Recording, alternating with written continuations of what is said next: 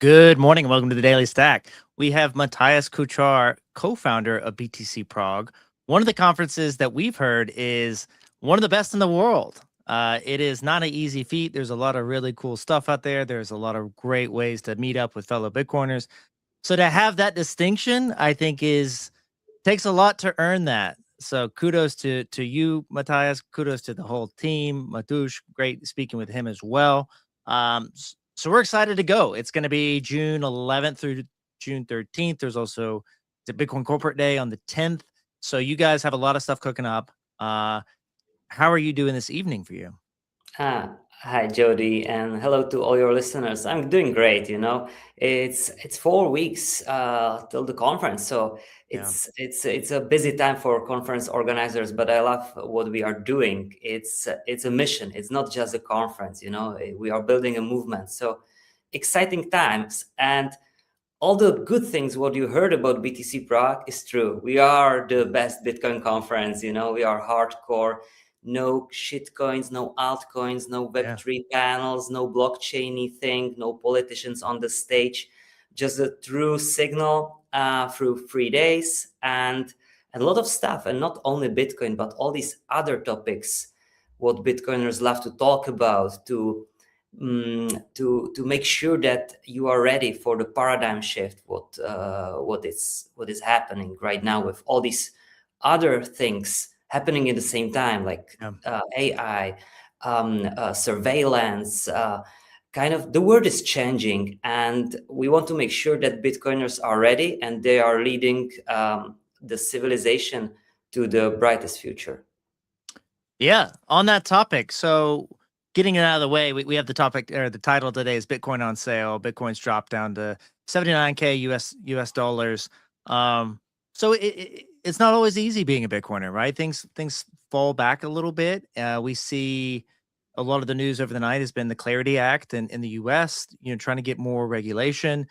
You guys are no stranger to regulation. And with Micah and how that framework has affected how people even just view crypto and digital assets and really Bitcoin is what we focus on.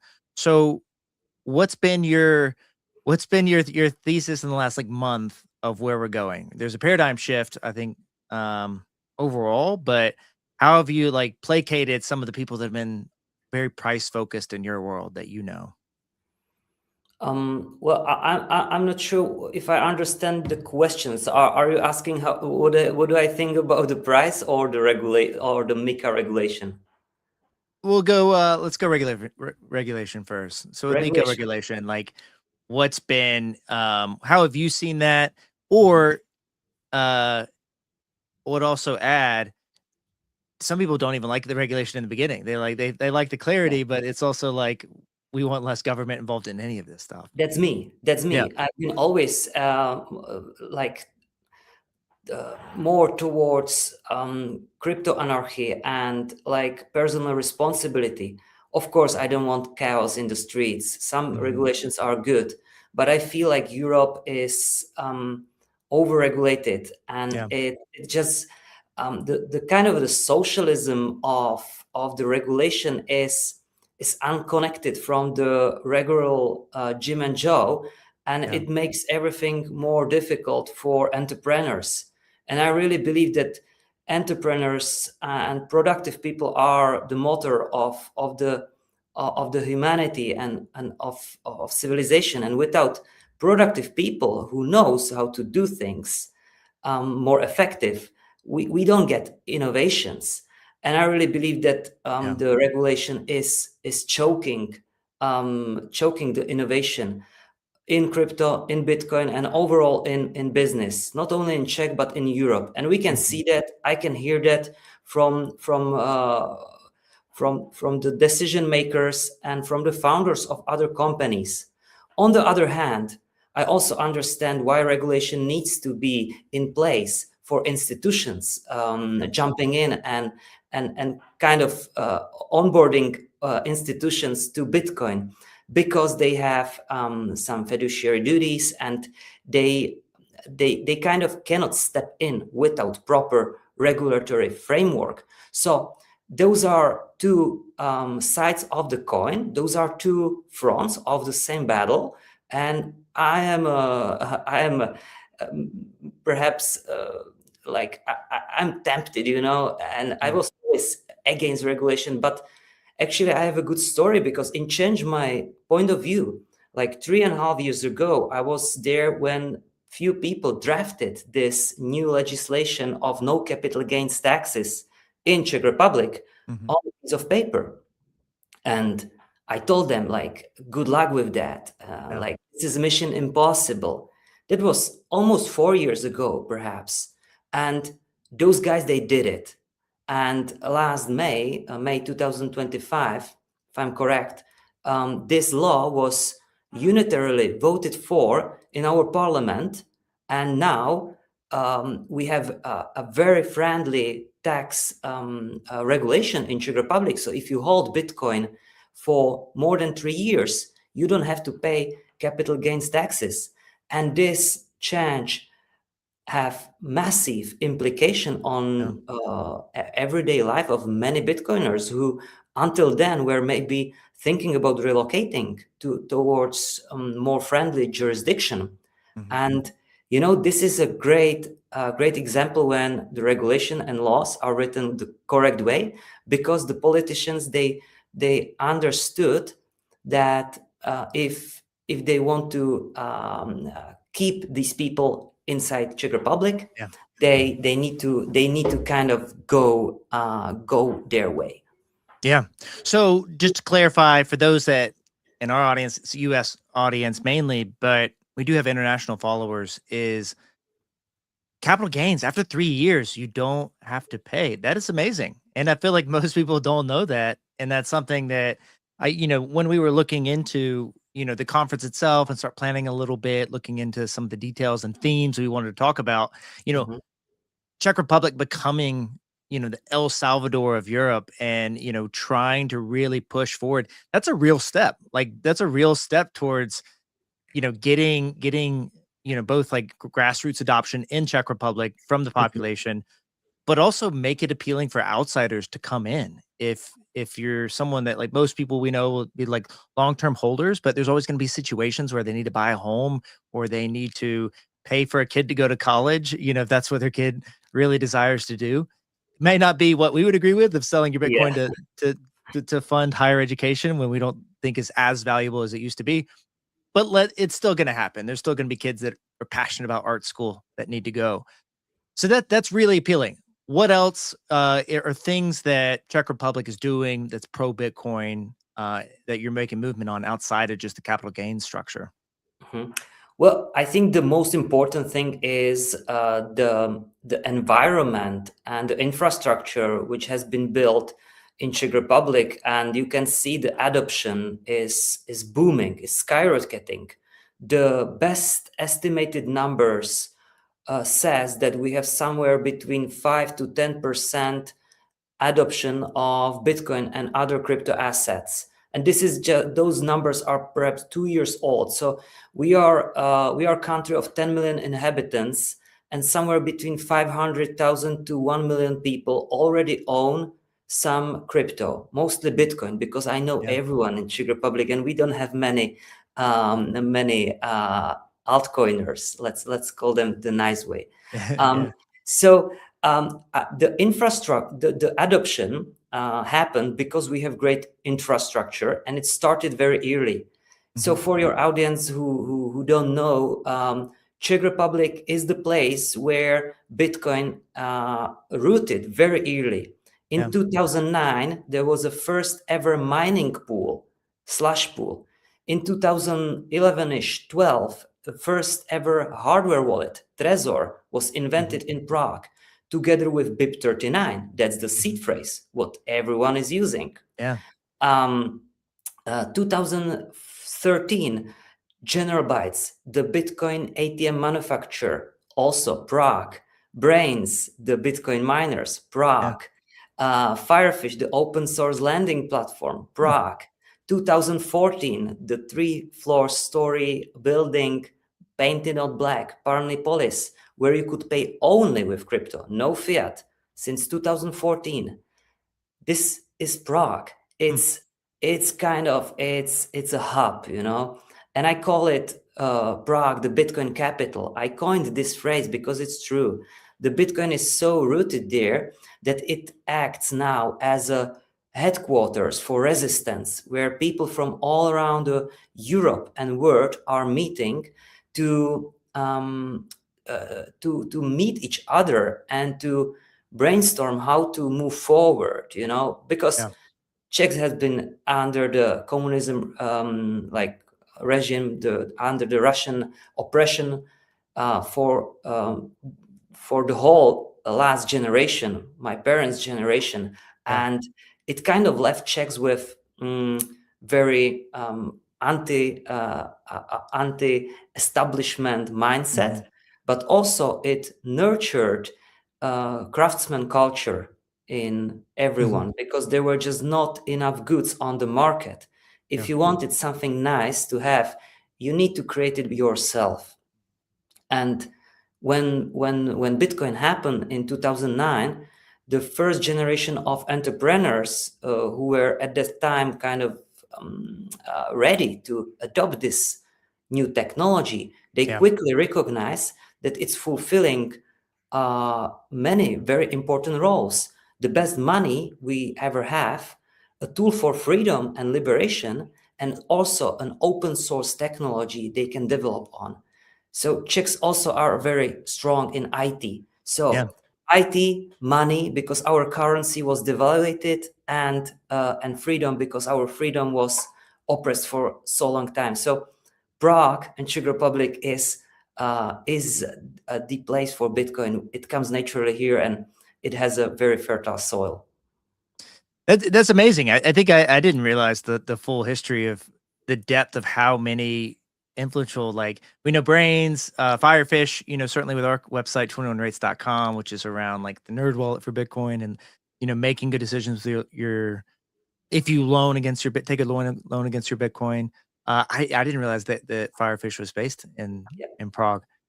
It's fascinating, and I think that's also gets at the point of where we went to Bitcoin Asia, and there is a challenge sometimes with huge population, and there's so many of these alternatives out there. There's really big perp exchanges, and there's ways to like you know change your financial system overnight or your financial status overnight, get rich quick. A lot of these altcoins that how we've seen the last cycle have been super extractive. Mhm. People buying in, they're pumping up the bags for the early holders, those that had a pre-mine, those that, have a Yes. team that's able to drain a community wallet.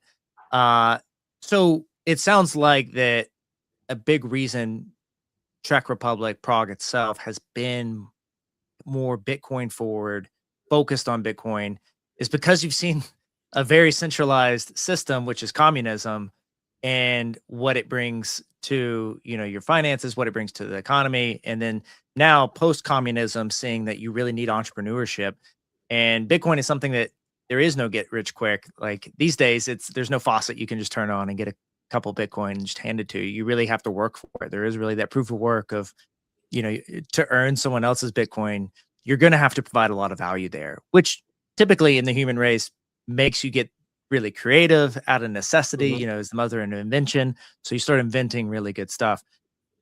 Do you have have you experienced any, like when organizing the conference, having to say no to, to altcoins and other networks and people that you feel you have to make a judgment call, whether it's Bitcoin aligned or extractive?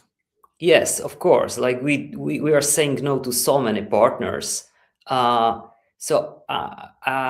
like we never work with anyone who is kind of using Web3 buzzwords, Yeah. like blockchainy thing. But we also don't work with companies who have their own token. So we Yeah. said no to Binance, and we never accept fat checks from someone who is printing their own money. It's unfair, and we don't take shortcuts. Yeah, not easy to do when people bring money, you have to make, the right decision isn't always the most profitable decision. Yeah, we Um, are not here for quick gains. You know, like yeah, when we started with my brother in 2020, the first 3 years we were just doing the conference because it was necessary, and we were funding it for our own pocket. Yeah. And then when we started organizing BTC Prague, finally the market recognized like the value which is there. So now it's a self-sustainable company, but we know that we can't put shiny lights everywhere and golden bars on the toilets, because Yeah. first it's just not right. We are doing it with the Bitcoin values. And second, we're trying to keep very lean and just build it for a very, very long term. Yeah, which seems like you guys have done very well at communicating that. People get that experience. They want to come back. They have really positive experiences. Um, what should we, the people traveling over there, in a nutshell, what should we be looking forward to? What do you guys bring in that's new this year? How, if you've been to other conferences, how would you describe how you structure it different than going to, Bitcoin, the big Bitcoin 2026 in Las Vegas that just happened, or Bitcoin Asia, some of these other events? Mhm. You can imagine a 3-day long event with side events. It's 4 or 5 days long. So book a whole week in Prague. It's a summertime. It's the city is very cost effective. The flights are cheap. It's very accessible, and the conference itself runs on perhaps 10,000 meters square. So it's huge. It's the biggest in Europe. 8,000 people, 100 booths in the expo area, 250 speakers, 4 stages running parallel: VIP Yeah. stage, main stage, expo stage, and check outside stage. This year, we have come with a new track, which is called Bitcoin Living Masterclass.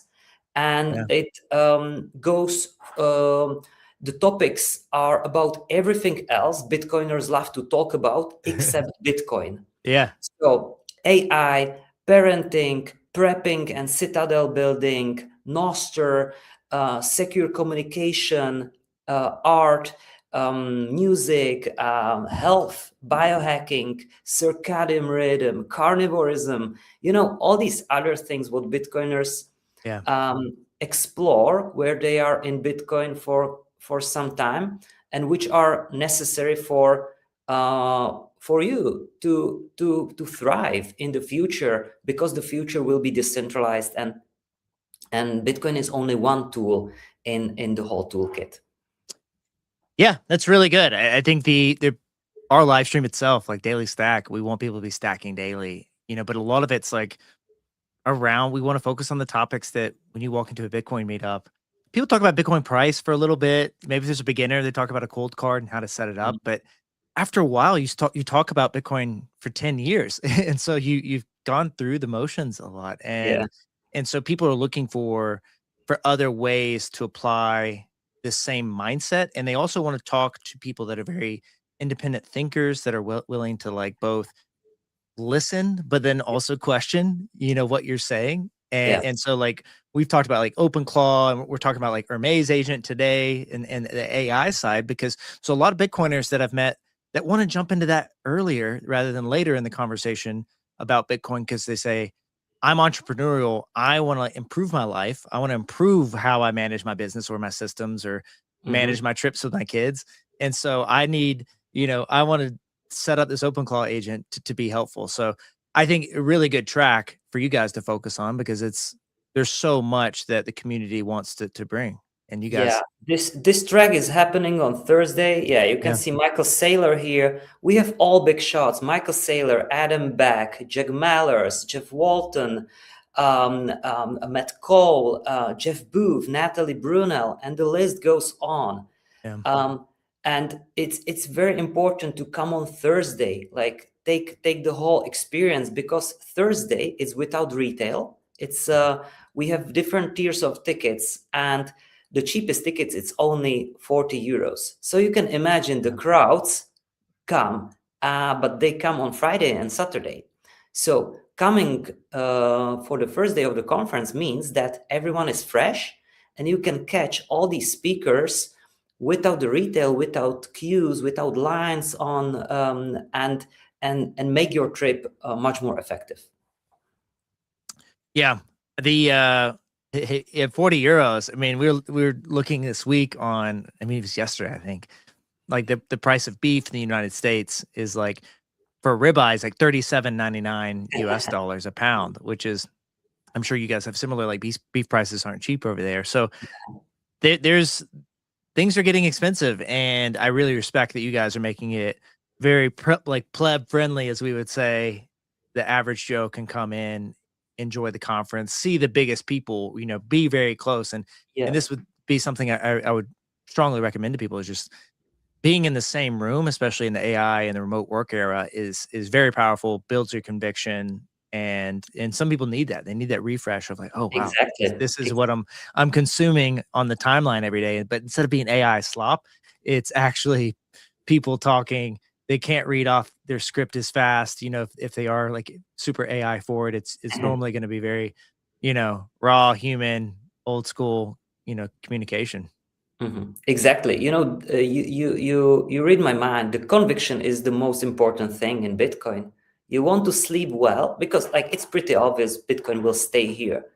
But how much do you know about Bitcoin and how much convinced you are Yeah, that simply means that you can stack much harder, you sleep well, you yeah, feel like the future is bright, and that makes your mind more open and makes your time preference more longer, and that changes everything. And to get this conviction, you can either read a dozen books and listen 100 and 1,000 hours of podcast, or you go to Bitcoin conferences. And this is absolutely more effective, and it amplifies the effect of your understanding. yeah. So going through here a little bit, looks Mhm. like a cool venue. I've seen. Is it like this big? What's it been used for in the past? I when I was talking with Tush earlier, You he mean was you mean explaining this it. this animal? That's honey badger. No, not the honey badger, but yeah. So you have honey badgers there, but what is the venue? Uh, I- is like an arena, correct? well, the venue it's expo venue. It's made Mhm. for expos and conferences. It's the biggest place in Czech Republic. Yeah. We are actually here for already 4 years in a row, and this will be the last year we are here, because next year we are moving to another new venue Mm. in Prague, which will be even more beautiful. But this works. I mean, it's when we moved there 2 days before the conference, it looks horrible. It's just like Yeah. Amazon distribution center. But we Yeah. spent 3 days building it, and after it finished, we deconstruct everything in 12 hours. Yeah, Jimmy Song here signing the books. We always have Yeah. a book corner where you can buy the book and get it signed from your favorite and famous authors. Yeah. Michael Saylor out with the plebs, just taking photos. It's a Yeah, big like smile from him. You 500 don't. photos, like really 500 Yeah. photos in 1 hour, always smiling. Such a good representation for Bitcoin community. Yeah, he puts the time in. He does, Yeah. like, for how much he's doing, for how much he's traveling. And I Um, respect him tremendously because he always come with a new, fresh way how to talk about Bitcoin. yeah, Imagine how many interviews and talks he gave, but he doesn't repeat himself. It's very unique. I'm a program director of the conference, so I'm speaking to hundreds of speakers, and sometimes I feel like, yeah, like they don't come up with a new idea per year. Michael is coming up with 10 new ideas per year. It's really admirable. yeah. That's the thing where we've talked about is like he rephrases it. He starts to communicate, Bitcoin, digital credit, what strategy he's doing, amplified Bitcoin, torque. Like there's always a new phrase, and I think he knows it both to keep it fresh For the audience, like we said, like people walk into meetups and they hear the same thing for 10 years and 5 years, like whenever they really got into Bitcoin. So you have to keep it fresh and interesting to keep people, actually learning and paying attention, but then also like try to reach the audience in a way that suddenly that might, be understood. Yeah. Uh, and we've talked to a few people like Smarter Web Company and Andrew Webley over there, and he's saying I have to say compounding Bitcoin, and like the the average Bitcoiner, old school Bitcoiner doesn't like that because it's like financializing it heavy. But when you're speaking to a UK British audience, it's like you need to speak in the financial terms they understand to understand like mechanics of what they're doing. Um, and Mhm, so that mhm. it's good to get out there and have those. I mean, to Yeah, put in the work, to see these guys put in the work to communicate in different ways. of course. And the communication also changes at BTC Prague. The first 2 years were really hardcore Bitcoin pleb focused, only retail, because Yeah, the institutions were not there. But now the game has changed, and we have so many institutions as our partners, and also organizing Bitcoin Corporate Day, dedicated one day invite only event for institutional leaders, because really it's here, it's happening. Czech National Bank is buying a Bitcoin as a part of the testing portfolio. Czech National Bank, uh, yeah, this one happened 2 years ago. We have ATFs, we have so many Bitcoin treasury companies, we have big fours. Every year, like all these, like Deloitte and other coming to our event to make sure they understand yeah, Bitcoin so they can advise others. Like this won't happen 2 years ago. And that's why we have this Thursday, which is without retail, because it's more about business, more about institutional adoption, more about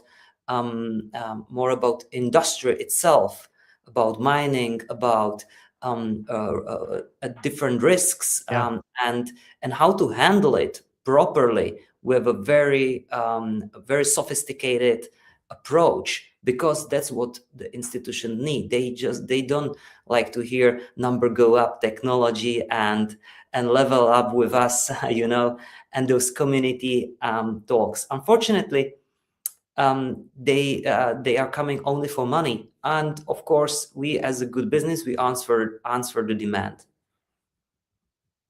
From really a question I want to get into is, so we've talked about Mika very briefly.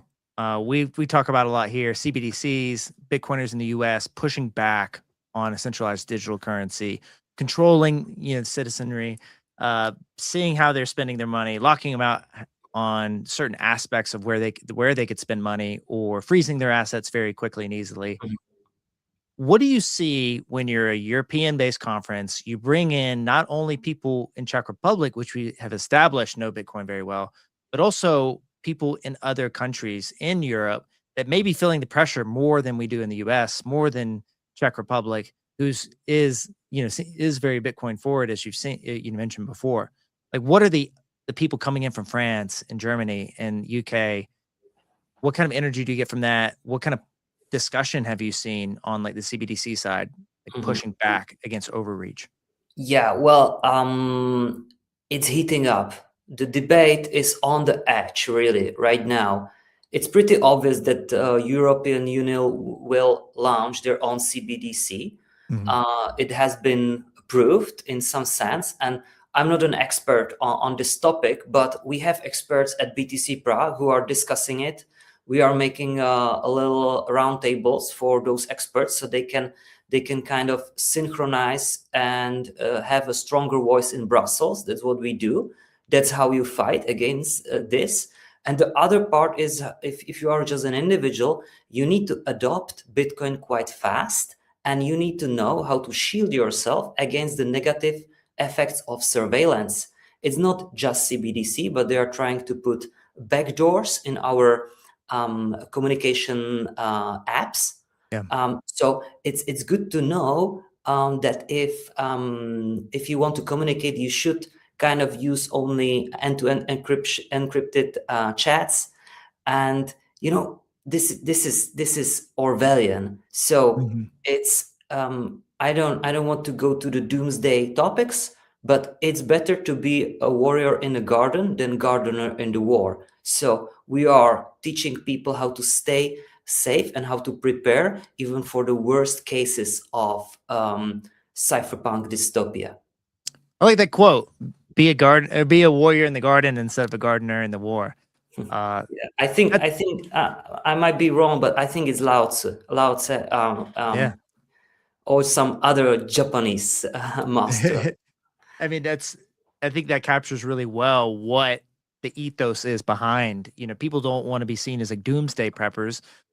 Or someone that like goes down a YouTube conspiracy rabbit hole. But there's so much truth, and there's been proven of how as we get larger and as the Mhm, population grows, that there's so much concern for state level overreach, a state level control, finding reasons to coordinate and to you know push people back really into classes. And so then you become in this era of like, is it going to be like it is in Iran right now, where if you're part of the government, if you're part of the elites, that you have internet access, mhm, and if you're not, you don't have internet access. And that's a big fear. Like, if so many technologies that we mhm. champion and that we're excited about are just based on the internet, and the government can shut that down pretty quick.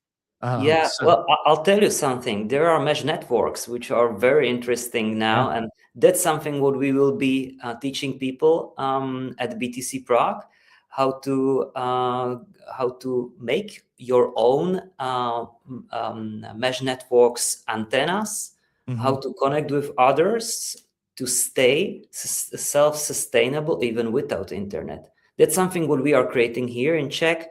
I personally sponsored one guy who is creating those antennas and making sure that they are all yeah, over Czech Republic to cover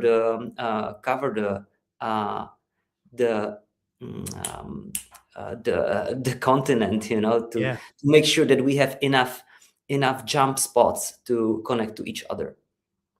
Yeah, what would be some of your other freedom tools similar to mesh networks Mhm. that you're excited to talk about, or maybe not you specifically, but it's part of the programming of BTC Prague, like stuff that's like networks is exciting because we were seeing in Iran. You see now there's so much Yeah. of what's needed. I think I really like tools which comes with decentralization and which gives you options. So I personally am very passionate about biohacking. Yeah, So I use red light therapy, and that's kind of my routine and daily bread. And it's very good because it gets you more energized and healthy. If you don't get natural sun, I would recommend this to everyone. And it goes much deeper because the medicine is kind of captured by the by the complex mhm, of businesses, and their incentives are not correct. Yeah, mhm, they are tangled, and the incentive is to not make you healthy. The incentive is to make you buy their product. So I really like biohacking and the whole like healthy lifestyle movement, because then you don't need to be captured by their business. yeah, Other real tool what I want to recommend is being use some uh, so to say plan B passports. So in case that another COVID will happen, you have a second residency and you will be able to travel.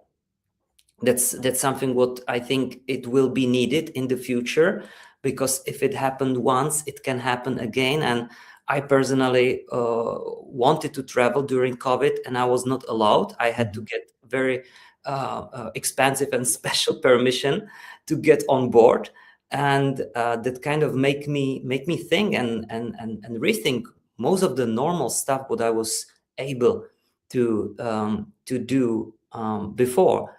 And yeah, those are things what are very accessible at BTC Prague. We have talks, workshops, We have experts on those topics who Yeah. are there to share this with you, because we want the next generation of Bitcoiners, and entrepreneurial, innovative, spirited people to lead the world. So we are just sharing the knowledge with each other to make the whole network more stronger.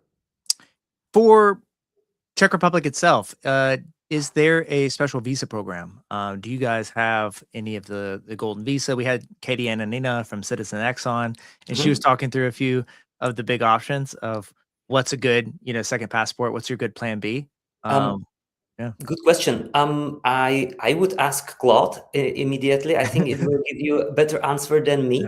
I've heard that it's very easy and accessible to get visa. Definitely. I mean, that's absolutely easy working visa, and the citizenship. I wouldn't say it's hard, but don't take my word for granted and do your own research. Yeah. I think if the way, with capital gains, if you hold Bitcoin for 3 years, we're the daily stack. If we're stacking with us, we want you to be holding for the long term. Don't sell your Bitcoin. Take a loan against it long before you try to sell it. But no capital gains, I think, is appealing. Even if you're never going to sell it, there's so much just positive risk mitigation, I would say, because people don't know for the long term what they want to do. They want the option to sell. Like, Yes. they don't want to be locked into something. So I'm not saying capital gain, if you never sell, capital gains isn't going to matter, but there's people want the option. So it is very appealing, and I think people need to think about that when they also think about where the regime is going, where each of these countries, where the government is shifting towards. Are they going to be jacking up, capital gains rates? For you guys, sounds like Czech Republic's headed in the right direction. Yeah, What's the best, I hope we are setting a good example to others. especially need to in Europe, right? Not to say anything negative, and the U.S. has a ton of problems we talk about daily, but there is, concern, right? That you said the CBDC is on the way in the EU, and there's been concerns, people in France getting attacked, and there's, Ledger and other providers people have gotten access to the list of like high net worths. So people are looking for answers, and some of that does require moving, in at least to get, having that option too. So Matthias, want to know, and for our audience, what should they be doing now to plan? Where should they get tickets? What, like, how do they get to Prague? Well, the dates are set. It's June 11 to 13. Again, it's a summertime, like beautiful summer in a very heart of Europe, historical city, one of the oldest city. It's like a little Paris, so very very interesting place to visit. And perhaps if you're coming to Prague, just plan to stop to other cities more east from Czech, because this is still where the word is all right, it's worth visiting. But regarding BTC Prague, look at our webpage. There are 4 different kind of ticket tiers: VIP, 3-day, 2-day, or Expo. Make sure that you check out our side events. We have parties, we have super deep technology events called Freedom Tech Summit, where you can go deep into technology. We have Bitcoin Corporate Day on June 10th, so make sure you land on the bitcoincorporateday.com. And yeah, just book the ticket. Like, there is no second best. There is no second best. Looking at, let's go in here, the classic little Google Earth. Where would you recommend staying? So conference is it the O2 Arena? No. It's Is PVA Letňany. BTC Yes, Prague. That's it. Yes. And it's I would recommend just stay in the city center. It's 30 minutes Uber drive. Or look at our webpage. We have some hotel recommendations. Like, most of the people, attendees, stay at Hotel Duo. It's very affordable. It's like €100 per night with breakfast for a double room. It's nice. It's nice value for the money. It's 10-minute walk to the venue. So, but like, I mean, if you're coming from far away, I would stay in the city center, somewhere near Charles Bridge, or just stay near the venue and then move to the city for 2 days, because the city is quite small. I mean, you can pretty much see most of it. And if you're coming, make sure you go to some local pub where the menu is not translated. Order beer, Pilsner Urquell, and goulash or svíčková.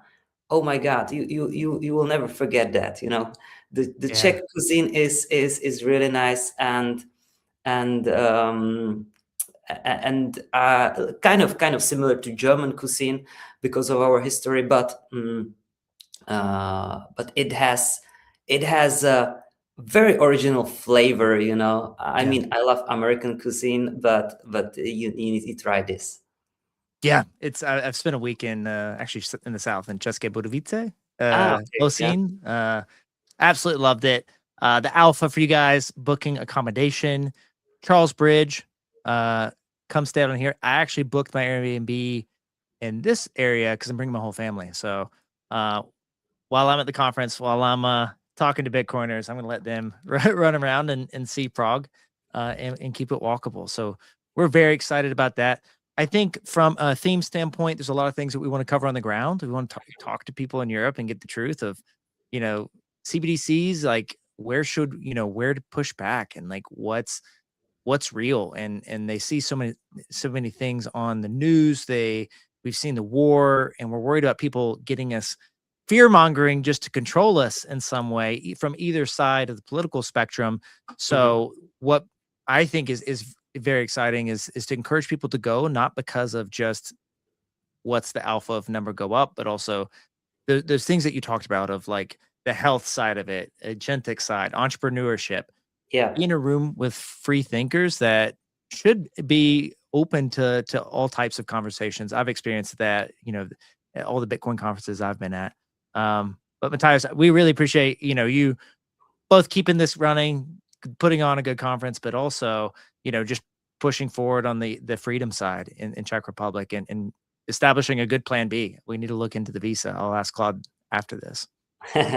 Thank you very much. And for all attendees, if you listen this interview and have some questions, just hit me up on X, Matthias44 Cook. I'll be happy to answer any questions and perhaps give you tips what to do in Prague. Amazing. Matthias, really appreciate it. So everyone, we're going to jump real quickly. We'll do a little 5-minute intermission, and then at 1:30 ET, we'll be back with Jordan Herbs, also Sam Knight, and we'll be talking AI, agentic economy, agentic payments, all things we're diving into. Matthias, really appreciate you coming on. Thank you. Have a great day. And thank you. And also, we'll shout out our sponsors real quick. Arch Lending, they are the best place to go take out a Bitcoin loan. What we recommend is being very careful with your LTV. The exciting thing that we have announced this week alongside with Arch is that their loans are now 7.25%. So some of the lowest in the business, maybe the lowest in the business from someone holding your funds in a qualified custodian. You actually get 1% off if you use code DailyStack. So go check out Arch, use code DailyStack, and we'll be back in about 5 with Jordan Herbs.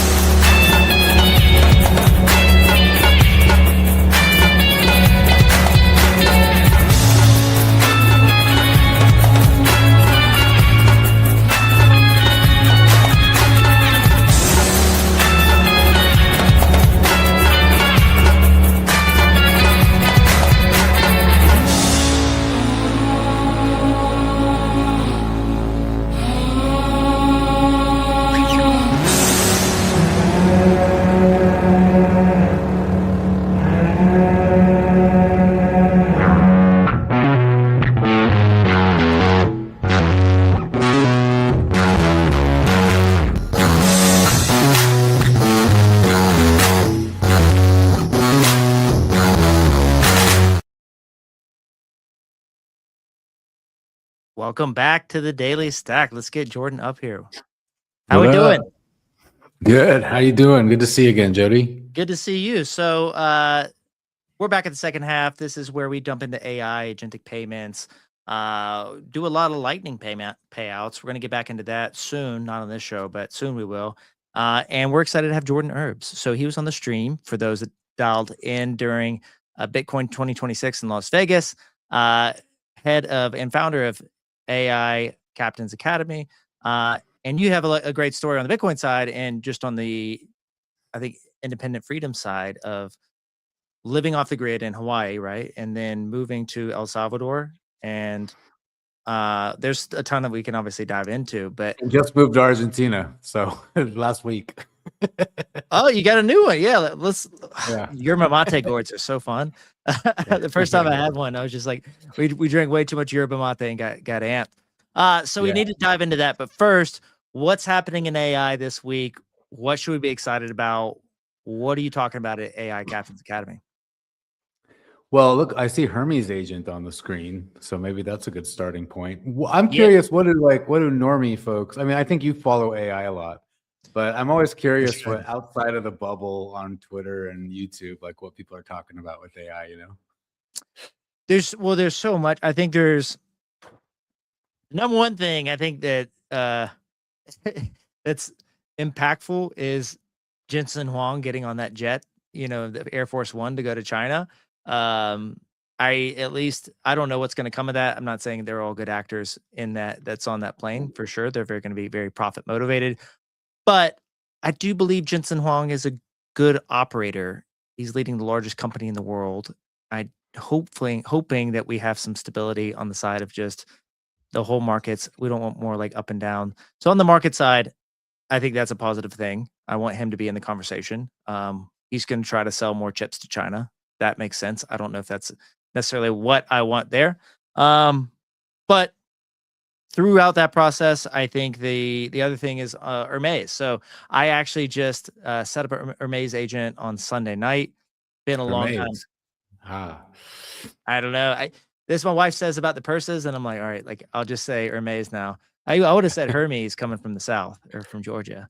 So I guess it doesn't ever really matter because how often are we vocalizing these words, right? They're just things we read on the screen. What we need to do is set up the voice commands back and then ask it, give it no guidance and ask it, what would you say? How would you describe yourself? That'll be a test. Yeah, right. So Sunday, in short, a long-time open call user, have gone through all the iterations, updates, etc. I think right now I'm at a point where like haven't spent much time on it because I'm getting all wires crossed and I don't want to be babysitting like all day, have a lot of processes, but just seems much more of a burden. On the same Mac Mini, go in to Hermes, the news research, and I download it, I get it installed, and just from let's explore this, let's see this alternative. I knew that I was going to also use like ChatGPT 5.5 using the Codex OAuth just as a basic starting point to get this set up. Use a frontier model, not try to get like super fancy at the beginning with it. Just let's plug it in, let's get it working. So one thing I found was when you set it up, Hermes, I'll pull it up on the screen. You jump in the CLI, the command line interface, just go search terminal on your Mac or, if you're looking for on your PC, install it. Once you're in terminal, you can do Hermes setup. And the crazy thing is that there's so much, it's just at this like V5 with those familiar of doing OpenClaw in January of this year, V1 or V2 or V3. There's a lot you need to do, a lot of little things you plug in. Putting an Hermes agent now on the same computer as an OpenClaw agent that has all these markdown files, it went from like first grade to like it was a freshman in college. It knew everything and it jumped in and knew all the processes, knew all about the business, personal schedule, everything. And because it was reading through all of the OpenClaw doc. Claudius is our OpenClaw bot. Incredible. It would like pull all of that. I made the decision. I did not want it to replicate or migrate everything from OpenClaw, which it does prompt you now. Like they have a pretty clean flow of prompting you to, hey, do you want to migrate all of this stuff over your OpenClaw agent over? They're trying to, bring over more users that way. I did not want to do that. But do a fresh start. Do not want to like repeat any of the same mistakes or the things that were bogging me down. And honestly, it worked out great. It knows everything from OpenClaw. It knows the history. It knows the business they're trying to run. It knows what I want achieved, but it's a new personality, a new implementation. And honestly, past 3 days, it's been what I would expect the OpenClaw experience to be like. And to be fair to OpenClaw, they're pioneers, I think, in the harness, building out harnesses that the average person can use. Hermes, I think, has been exactly what the vision would be. It's super easy, really easy to plug in. It's reinforced learning. It's like building new skills every time it makes mistakes. I'll pause there, Jordan. What are your thoughts? Yeah, it's like a Facebook to the MySpace moment, right? We got the next evolution. So yeah, it is interesting that you bring up Hermes agent, because I've been working on tutorial videos all morning of how to use Hermes agent in different ways. Oh, perfect. And so I am an AI educator, for anyone who doesn't know about me, which is probably everyone. I have a YouTube channel where I just teach how to use AI agents. And about 1.5 years ago, I went all in on AI agents. I was like, this stuff is so important. I learned about Eliza OS. You ever play with Eliza OS, Jody? Never played with it, but I know exactly what you're talking about. Yeah, and Shah, the founder of it, it was just really super inspiring. And he introduced me to Cursor on his YouTube channel, and I was like, wait a minute, AI can just write code for me now. I just tell it what to do, and then it puts it all in the IDE for me. So that was a big game changer for me. And so for the last 1.5 years, I've just been learning, building, and then sharing what I learned on YouTube. Yeah. And so, OpenClaw was definitely an exciting moment. I was always kind of hesitant just because I didn't want to put it on like my main machine. But eventually, I found my Raspberry Pis. I found I could run basic OpenClaw instances for simple purposes, just in Docker containers on my computer.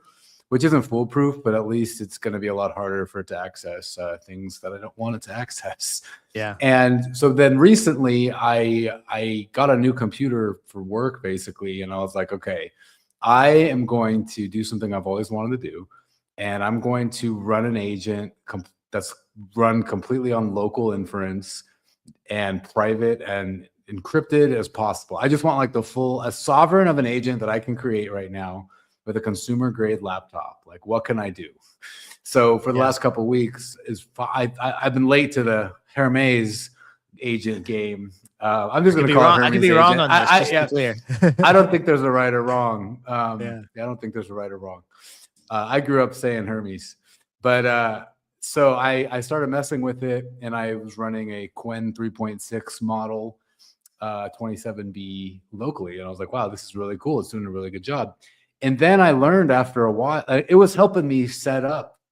What's cool about Hermes is, in a way that OpenClaw isn't, Hermes can work on itself better, in my experience so far, right? Like, I think you can read about this stuff. You can see tweets.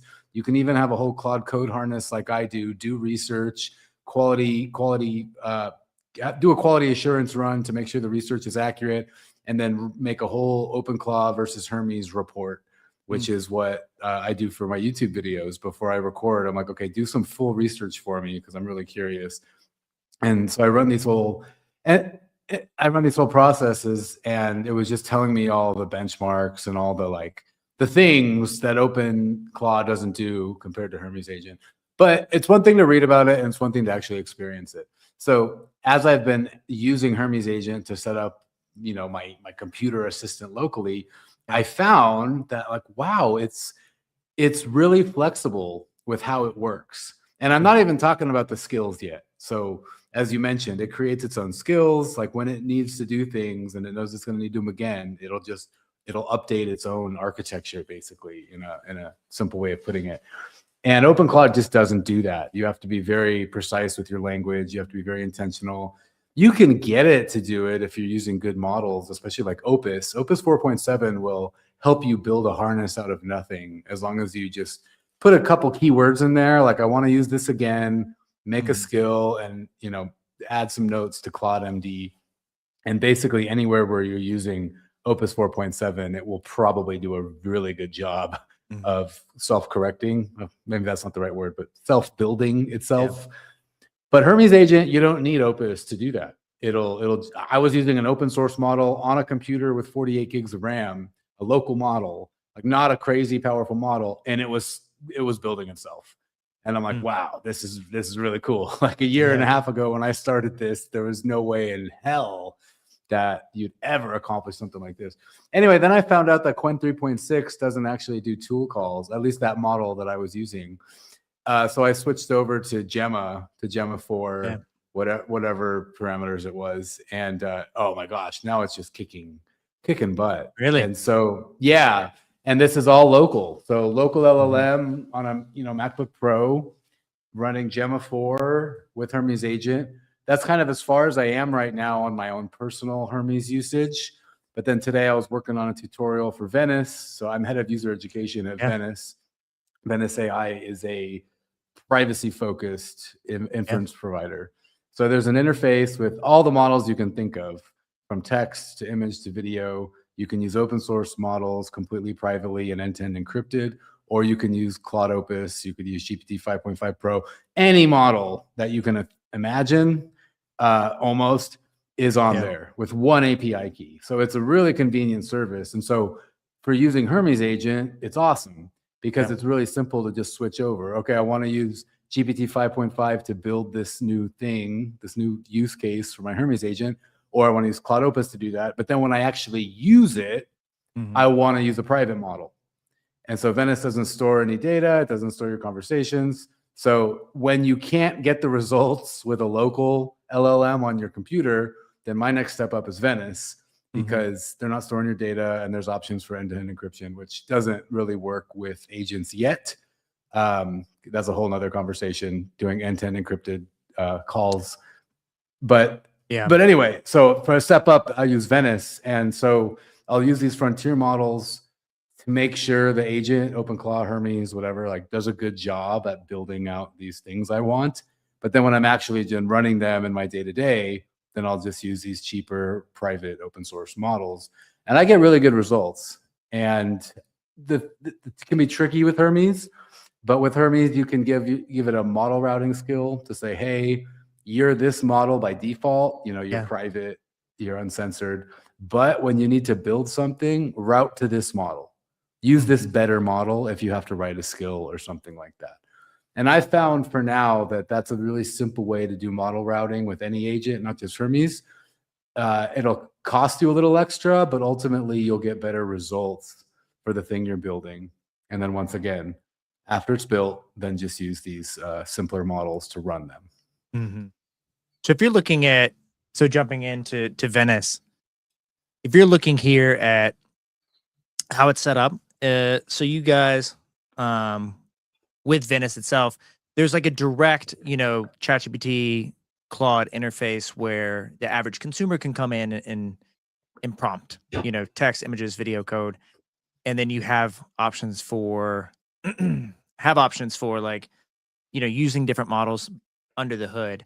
But then really, if you're looking at from an agentic implementation standpoint, OpenClaw, Hermes Agent, API pricing. So is this where if somebody's logging in today, they would create an account, and then would you recommend, do they go to like jump in the docs and then really do what everyone should do this day, copy and paste the docs, or just copy and paste the URL of the docs to get even like, hey, Hermes Agent, go read these docs here, and then I'm going to give you an API key when you're ready.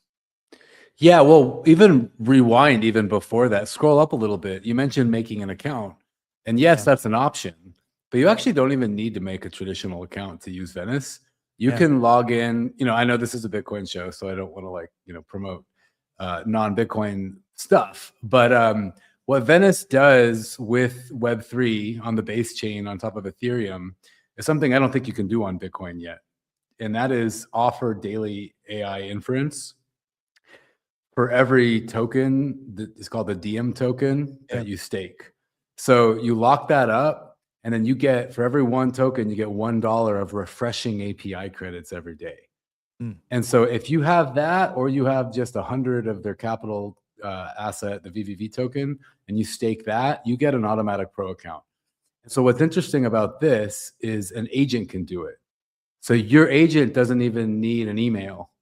They can use Venice, the Venice API. They just need a wallet, and they can log in with the wallet, no KYC, nothing, and they can use this intelligence. And I think that's it's a very under discussed topic in AI, especially as Bitcoiners. Like, where can you get AI inference credits without having to give up your details? You know? Yeah. We talked about that with Efrat Phoenixon, was around the KYC of, you know, Claude or Anthropic going in and requiring that. And you're accessing intelligence, right? So you're not going to want, the frontier models are there, and you don't want to be a step behind and be taxed because you want to be private, because you don't want a KYC, and the guy next to you is fine with it. And so he's getting the smarter models. He's reaching the conclusion faster. He's building a business faster. So that's interesting. And you guys are, you know, Venice is an organization started by Eric Voorhees, one of the guys we've seen early on, you know, at the conferences with the solo Bitcoin booth. OG. Yeah. How, like, is this his focus now? His main thing is? Oh yeah, this is his main process. Yeah, it's funny because he kind of dropped off my radar for years, but I guess he was decentralizing Shapeshift. So Shapeshift was like the first, or one of the first exchanges where you could just switch from Bitcoin to Ethereum and whatever. Yeah. And I remember back in the day, they had to start doing KYC.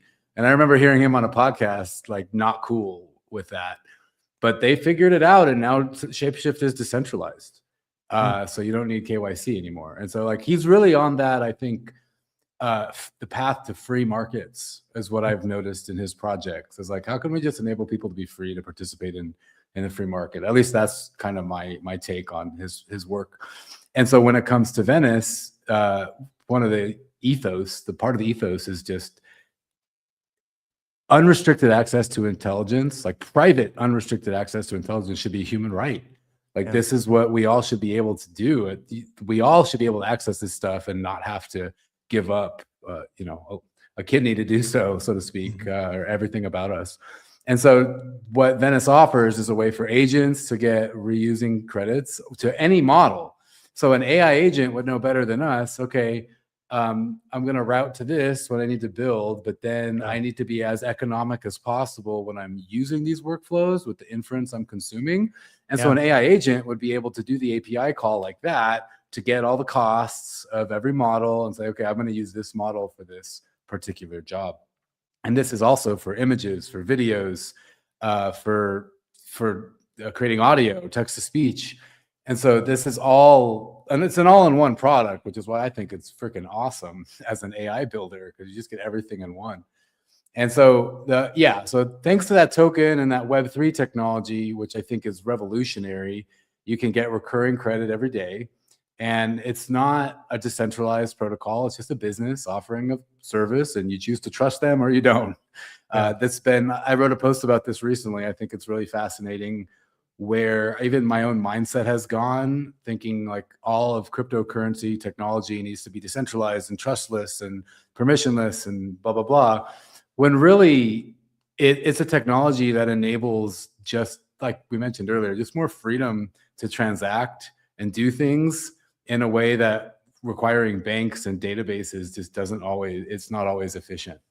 And so I see this Venice experiment as something just really inspiring. Like, cool, like, how do we create an economy and an ecosystem with crypto and AI? And it's just really fascinating. It's a really cool project to be a part of, and I'm stoked to be part of it. And there's a part of it where we've learned is, you know, there's so much criticism has been around, you know, Bitcoin being like solution without a problem, and, you know, pushing it into different problems. But, you know, and I think we're seeing now, obviously, with like inflation, runaway debt, like, there is a big problem, and most people are coming around to that. But there is absolutely demand for AI. Like, there's so much demand for inference. We spoke about last week is the new models haven't made, you know, are getting more efficient, but it hasn't made memory in the current infrastructure we're still nowhere near because it's there's I can forget the name of it, but there's a term specifically for AGI. AGI, but it's not the Cantillon effect, but a name like that where the more efficient it gets, like it actually increases demand more. It's like, oh, now that Claude 4.7 can like run my entire life, everyone wants to pay $1,000 to do it. They'll pay more, and so we're running out of memory. You know, Micron and SanDisk and Western Digital are taking off as stocks because they're booked up 3-4 years out, 23 billion in quarterly revenue for Micron. And the thing is there's just so much demand for these models that most people don't even realize what they're missing out on, but they have one taste and like, this is incredible. So I think we're reaching the point of just like people want access. One thing I want to ask too, and get your expertise on. Can we put a pin in that real quick though? I want to come back to that. Yeah. Well, before we go in, let's okay. So we talked about this yesterday. The AI Captains Academy, it's a school community where I, bring people from my YouTube channel that just want to learn more about AI and talk about AI. And so we have a few calls a week. And yesterday we were talking about this same conversation, but from a completely different angle. So like, yes, Claude Opus 4.7, GPT 5.5. Yes, they're KYC'd and they're expensive, but they're frontier models. They're really good. They do better reasoning than these open source Chinese models, for example. Yeah. But I also think people are waking up to the fact that they don't need these models. Just how I mentioned earlier with my Hermes stack is I only need frontier models for like important building or reasoning things. I don't need them to do the work. The work, the heavy lifting, the labor can be done by an open source model locally, sometimes even, meaning cheap to free. Paying for the electricity, right? But like cheap to like nothing. And which is why the saying goes, the cost of a token will always just approach zero. It's always going to get cheaper and cheaper, which one also makes the Venice DM token kind of gives you more inference. So $1 gets stretched because you can get more tokens in that dollar, which is also a really interesting thing to think about. But the cost of a token going down as these models get so good, like I can run Hermes Agent on open. So I run on GLM 5.1 with no problems, or Kimi K2.6 with no problems. Like it does a really good job. I don't need open. It's like 1/10 of the cost. Yeah. Maybe more. Like it's a fraction of the cost to run these local models. And so people are waking up to that. And I think at the same time, there's another fraction of like enterprise level AI users, I guess, companies that kind of just want their own trained AI boxes. They don't need all the billions and trillions of parameters inside Opus. They need what's important for what their business does and what their business knows. I think that's another like kind of split in the market we'll see. And then, of course, there's the consumers like us. I don't think tokens will be subsidized forever. So do you pay for a Claude Max plan? The ChatGPT plan. The ChatGPT one. Okay, so I pay for a Claude Max plan, $100 or $200 a month, depending on how busy I am that month. But it's like unlimited Opus 4.7, which in my opinion is like the best model there is. So it spoils me because I'm not paying full price. Like all these data centers they're building and all the energy required to run these models, $200 a month from someone like me who's using it nonstop doesn't cut it. Like, so it's losing money every single prompt. Yeah, it's being subsidized. And so that's like, that ain't going to last. We're not going to get subsidized access to frontier models forever. The penny is going to drop, or whatever they say. Like we're going to see what happens on the other end of that. And it's an interesting thing to be a part of this so early while the tokens are subsidized. It's a game. I read a really good Twitter post on this recently. I totally forget where it came from, or I'd bring it up, but it's not to say it's a bubble that's going to pop. It's just that how so many people are just using GPT and Claude because it's subsidized. Once that goes away, the creativity of how people are going to use local models, which are getting better and better every quarter, these open source models, it's all changing. This market isn't going to stay the same. And like, even if you just look at how Anthropic, OpenAI, they have investors, with equity. Like the incentives for how they operate are fundamentally different than how, for example, Venice operates. like with its token giving you inference. Like if you're participating in the Venice ecosystem, you're a part of it. You've kind of got a stake in it. Whereas if you're using Anthropic or OpenAI, you're the customer. You're paying for it, and that's that. Once it's gone, it's gone. So there's a really interesting experiment going on right now on all these different levels with AI inference, the cost of a token, the intelligence of where those tokens are coming from. And then meanwhile, how builders like us learn how to harness these in different ways, because eventually it's going to be more important. So whether it's simply the cost gets higher or there's regulation involved that you don't want to opt into, right? Like we're talking about the KYC. I believe there's probably a bunch of Bitcoiners out there that haven't opted into using Anthropic or OpenAI because they don't want to give them their details, their KYC stuff. So there's a lot of factors that go into it, and I think we're going to really see some interesting things play out over the next couple of years. Yeah. So I have to ask then, what's Venice 1.1 uncensored? Like the Well, it's model that came up uncensored. there. So they were working with, I think it's called Dolphin Okay. Labs to make uncensored models, and sometimes they take other open source models and I don't even know what the terms is. I'm going to butcher this, but like you obliterate, like obliteration is one of the terms, but you're able to like kind of remove some of the guardrails on these models to make them more censored. So you can use, there's uncensored video models to make NSFW content. There's uncensored text models. Yeah. So you can talk about, and it's zero data retention, in some cases fully end-to-end encrypted. So you can trust that, hey, and you can see the math, right? So don't trust, verify. It shows you all the encryption details so you can verify it. But you can have a conversation that if you were to ask, if you're to ask Opus or ChatGPT, for example, where did COVID come from, right? Yeah. And they give you their scripted answer and you're not allowed to talk about it outside of that box or whatever it might be. The idea is these uncensored models don't have that, and they'll be real with you. They'll treat you like an adult and have a conversation. Yeah.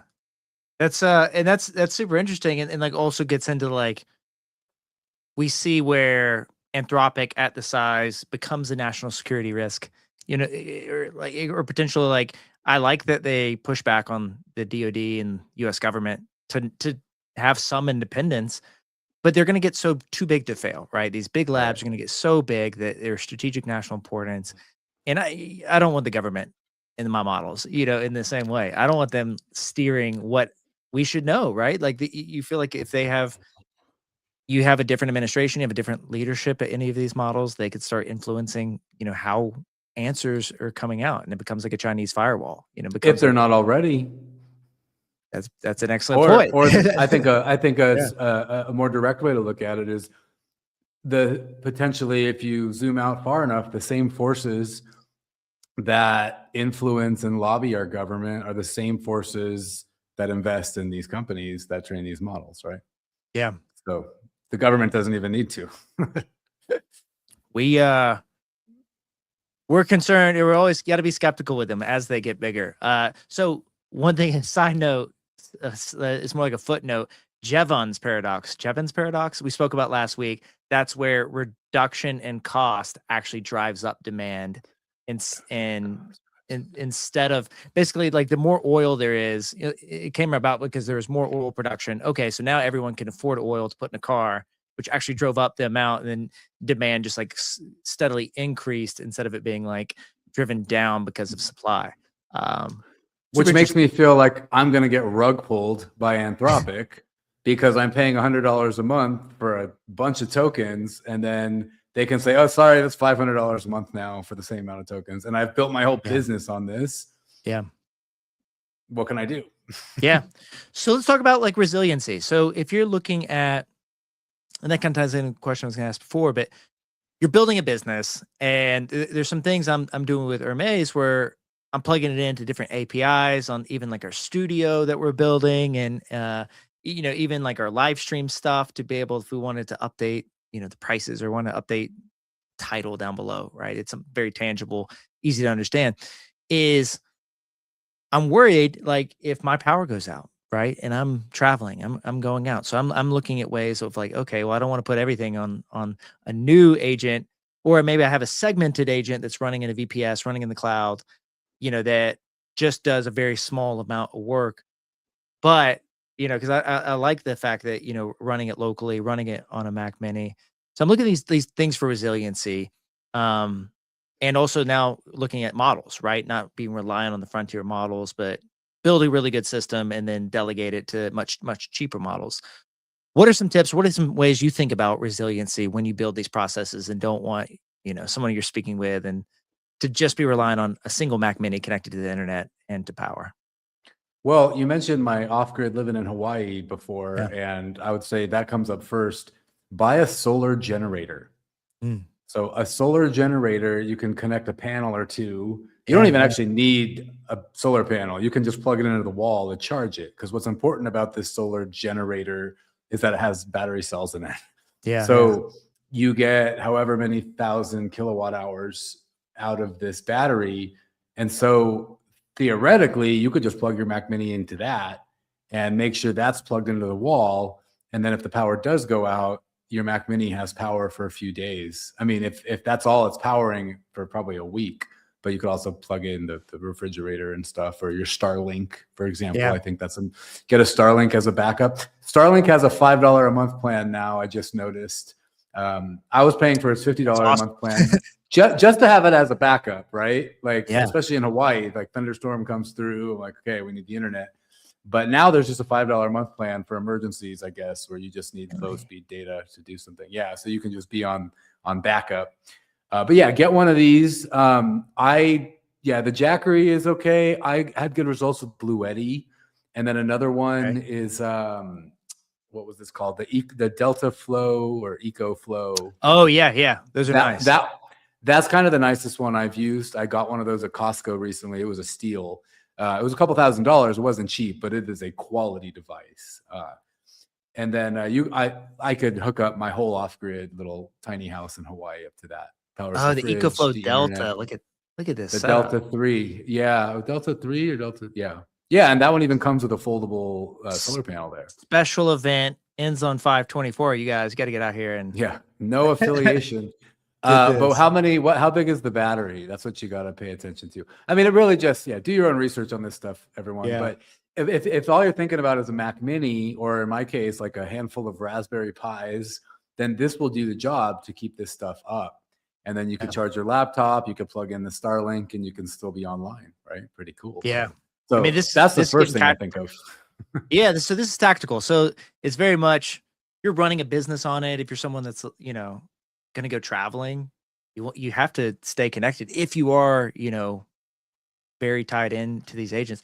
I have one of these because we traveled on the road for a year, and we'd be camping and living off the grid a little bit, and not to the extent that you were, Jordan. I respect that so much, but we had one panel, one Jackery, worked super well. Now I bring it camping and run a coffee grinder to get a really good, fresh coffee grinder, waking people up at the campsite, running like that. But it is a good example. It's funny though, because all this technology makes off-grid living, we just called it luxury off-grid.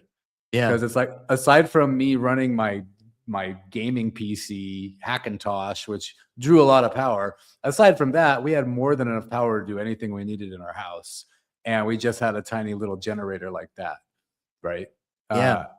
And it's you're going camping with a coffee grinder.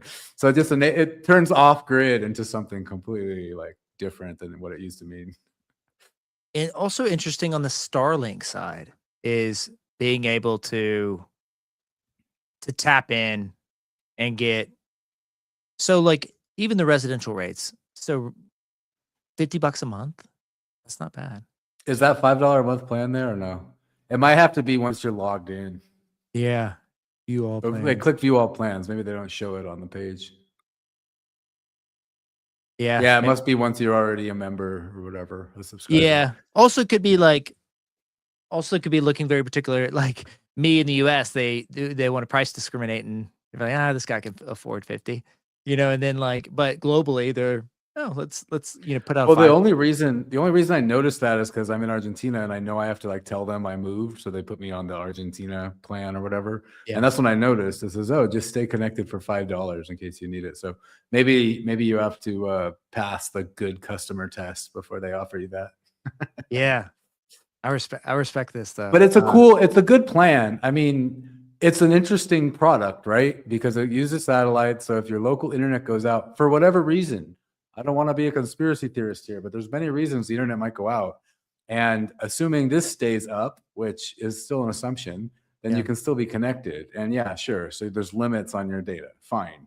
But at least you can connect and do what you need to do and be a part of the conversation and the world as we need to in this day and age. Yeah. And this is something where, so the Roam plan, RVs, nomads, campers working on the go, like 165 a month for unlimited. It doesn't seem super cheap, but then you're also on the side of, well, I mean, 165 a month. Like I like to know what I'm capped at. Like I pay $200. Let's welcome in Sam. Sam, good to see you. What's up, guys?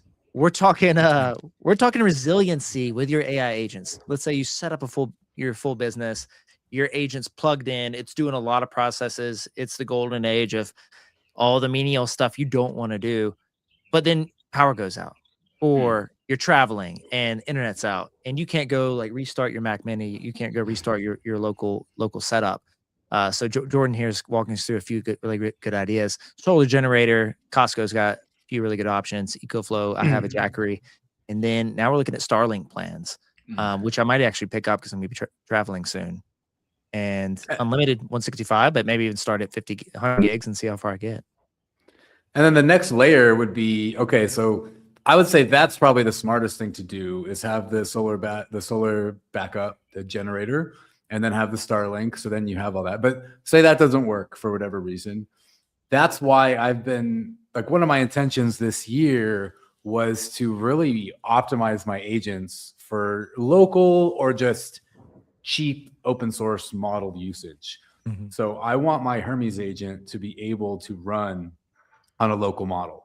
Like straight up, I want to be able to be on an airplane with no Starlink. A lot of airplanes have Starlink now, but I want to be able to be on an airplane with no internet and be able to work with my AI agent. It's going to be a little slower.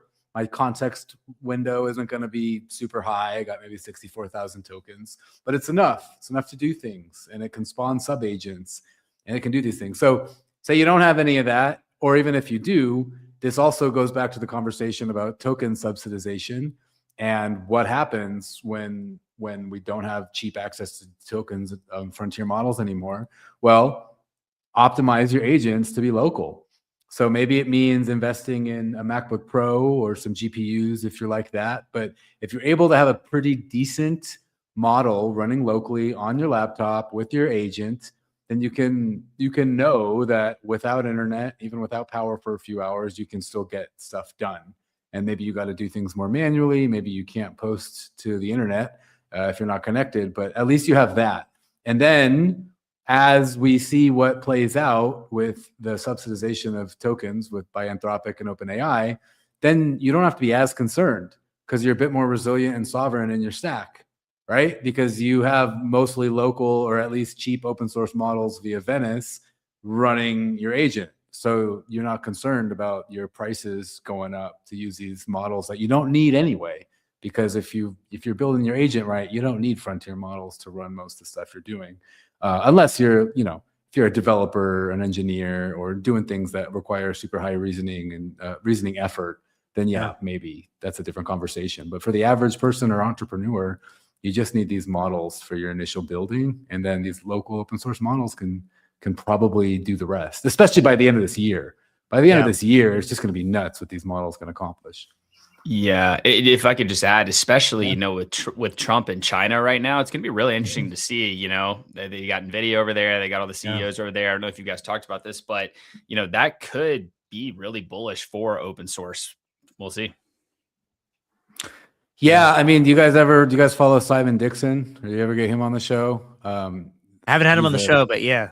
I mean, if you follow Simon, you know exactly what this meeting is all about. So I won't spoil it, but it's a pretty fascinating theory he's got going on here, and so far, I think it's been proven pretty accurate. What's the theory?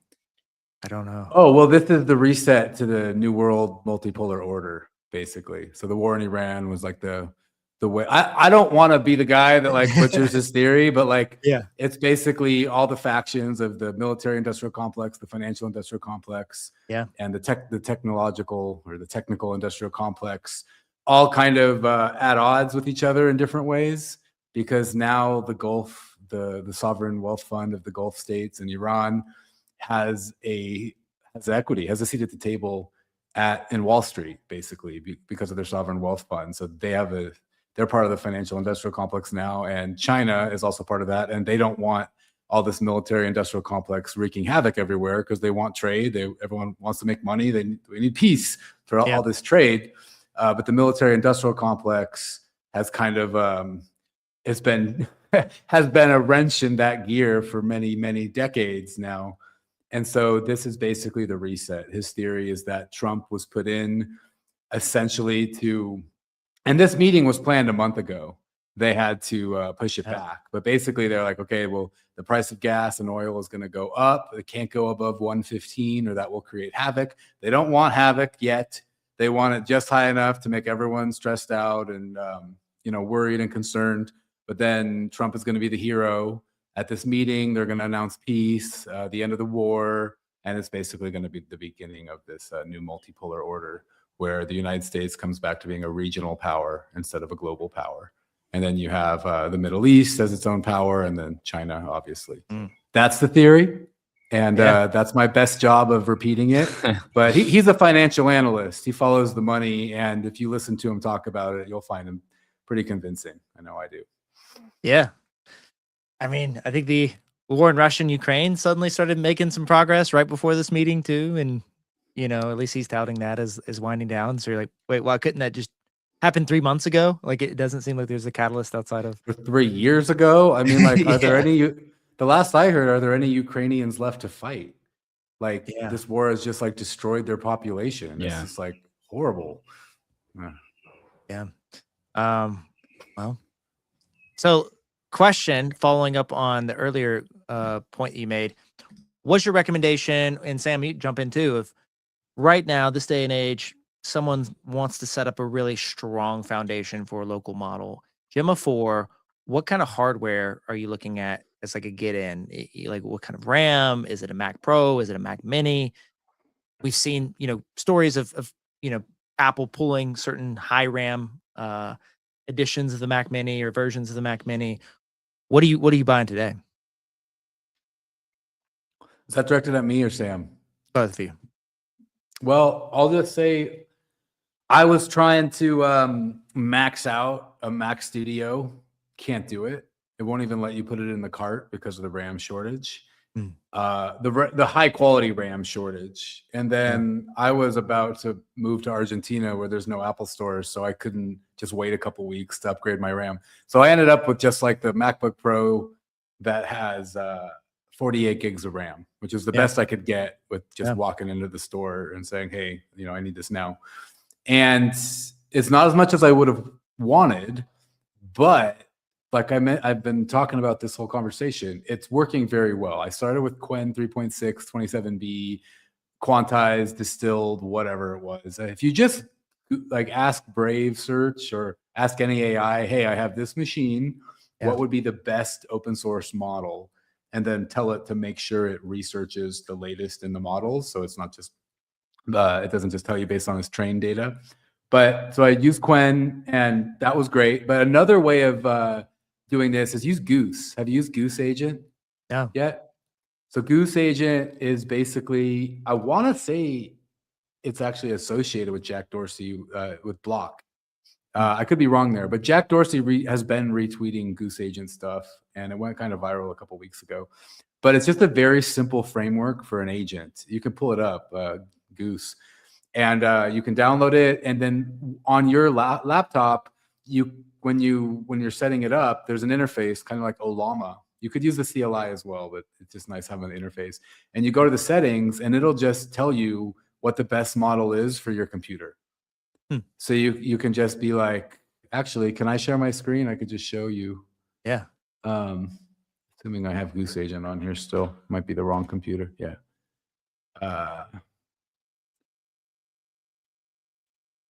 Yeah, I'll share my screen here. but it'll basically just tell you which.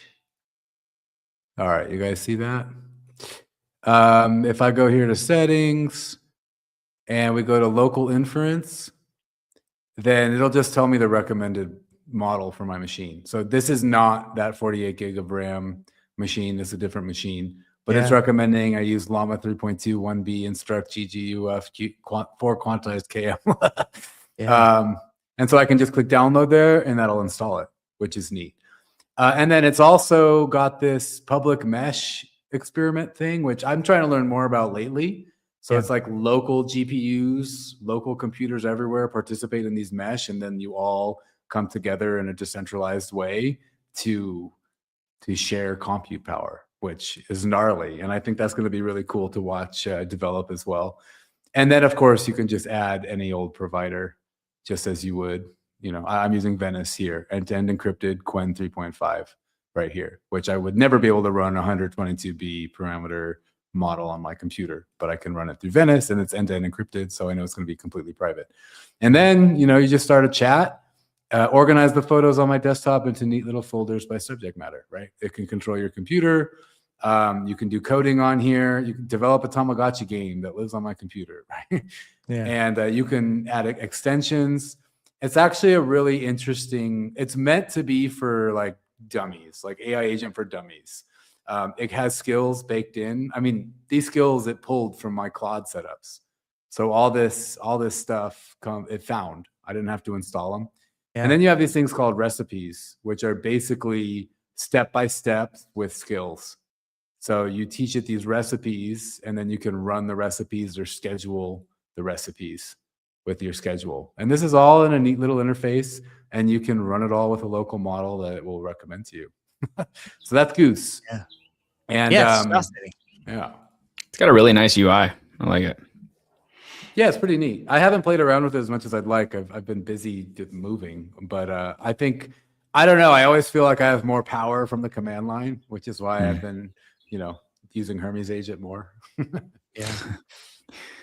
Sam, Well, in what's terms been in your world this week? Well, I was going to say, just on that note, really quickly, you know, in terms of devices, I think, you know, the next couple of years are going to be really exciting, just in terms of like what we see from an innovation standpoint. I saw Apple and Intel struck a deal to start working together again. I don't really know the specifics of it, but I would just imagine that over the next 2 to 3 years, we're going to see a lot of devices that are catered directly to this. Because right now, it's like we're almost trying to retrofit this future software onto our current devices. And obviously, some of them are plenty powerful enough to run.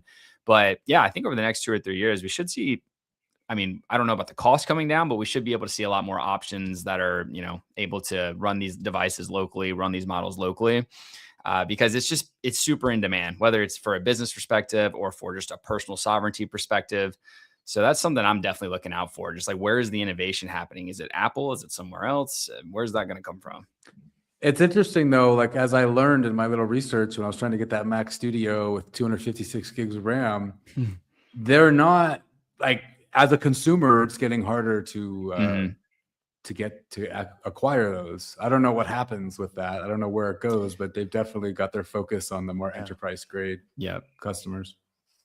Yeah, it'll be, you know, with all the chip development in the States, it's going to be an exciting 5 to 10 years, I would say, for sure. Because I mean, I know so many people that are in that same boat. You know, they're trying to get their hands on something they can run locally, but it's either sold out or it's expensive. And so I'm just hoping, I guess, for innovation in that area.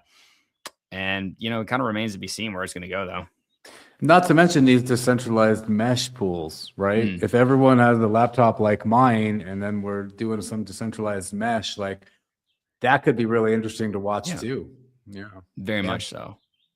It's almost like looking at inflation hedges is, you don't want to look back and say, I wish I bought more hardware when it was even available. So that's where people that bought $20,000 studio setups for OpenClaw, they jumped ahead of the game. Like they was like, like most people shouldn't, this isn't good financial advice. But now I'm like, Can't even get it. Like is the average person, is just not going to be available. Like anything with a lot of power, just like the frontier models, is just going to get more expensive. And so might be worth, you know, getting a $2,500 laptop, like not the $20K, but $2,500 in the newest M5 Mac with the most RAM available. that's probably not 2,500, but Yes. some balance in there just to have a good hardware that's just going to go up over time. Well, there's also the question of like, will the price go down in a few Mm. years? Which a lot of people believe that will also happen. I mean, the dollar will probably be worth less by then, so the price might seem higher, but it's really not if it's adjusted for inflation. But yeah, will the price go down? A thought experiment we've been doing in the community is, okay, say you have a $10,000 budget. What do? Do you buy a laptop? Do you buy a Mac Studio? Do you buy GPUs? Or do you buy the Venice Diem token, which would give you whatever, $10 a day refreshing API credit, which gives you access to much more powerful models than what you can run on a $5,000 or $10,000 laptop. So you have these options now. And if you have that kind of budget, you got to really think about it and what would work for you. And then your opinion on what might happen in the future, which obviously no one has any idea. Yeah.